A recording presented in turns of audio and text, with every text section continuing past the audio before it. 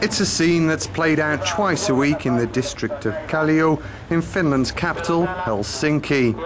The head of a well-known charity which was set up by his father, Pastor Hertzi, helps the most disadvantaged. He says their numbers are rising. They include those who are jobless, but also students, pensioners, and those with work, but are just unable to make ends meet, like this young nurse. I have 2 children and I am taking care of them alone, and their father has been unemployed and I have a low salary, and the prices are getting up and the rent is getting up, so it doesn't look right. Every week, some 3,000 people come here looking for something to eat and a little comfort. Everyone who works here are volunteers. The association depends completely on private donations, getting no state help. The political situation in Finland has got steadily worse. During each election they make promises to improve social benefits, pensions and help for the least well-off. But after each election it gets worse and the aid decreases. As a result, discontent grows and support for the True Finn party has risen sharply. People hope with them that there'll be a real political change.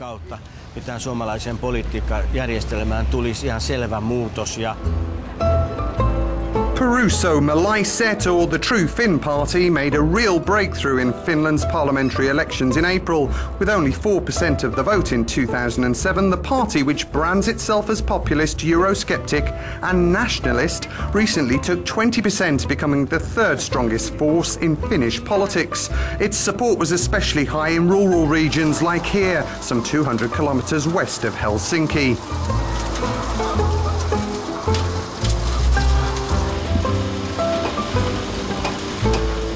Tommy and Leah took over this family business 6 years ago. They say their situation continues to get worse. The couple have become True Finn supporters.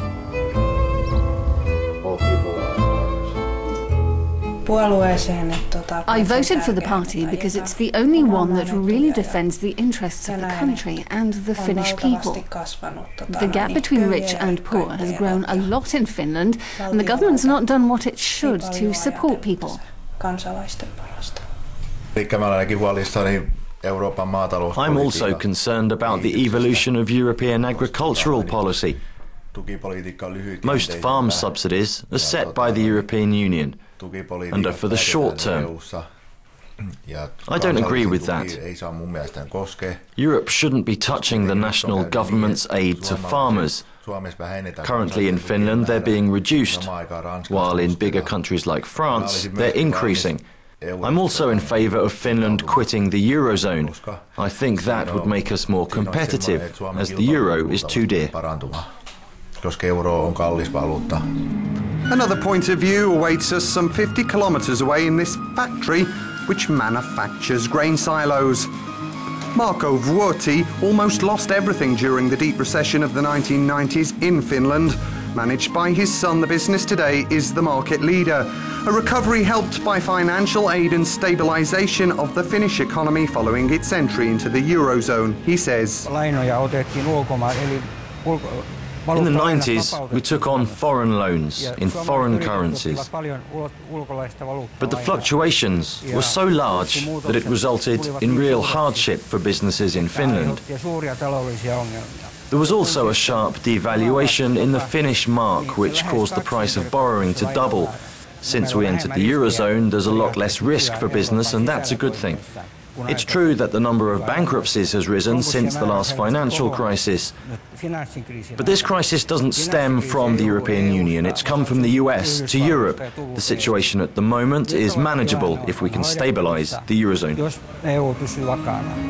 Because of his experience, Markku created a support network for businesses in trouble. Today, he has an appointment with the head of an audio-visual production company who is seeking some advice.